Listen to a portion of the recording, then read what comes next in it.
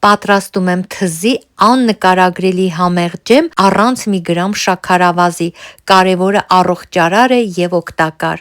Վերցնում եմ հատնտիր թուզ, լվանում եմ սոդայով մի քանի անգամ պարզաջրում։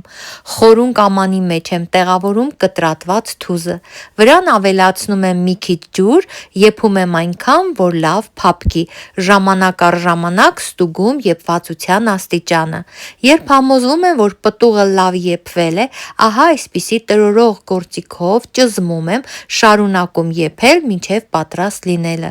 Թողնում եմ հովանա, բայց ոչ լրիվ սառչի։ Ջեմը քաղցրացնում եմ մեղրով, համոզված լինելով, որ պատրաստում եմ աշխարհի ամենահամեղ և օգտակար ջեմը։ Մեղրի փոխարեն կարող եք օգտագործել թխկու օշարակ կամ այլ քաղցրացուցիչներ։ Խառնում ենք, թողնում ենք ամբողջովին սառչի, պահում ապակյամաների մեջ սառնարանում։ Անուշ լինի։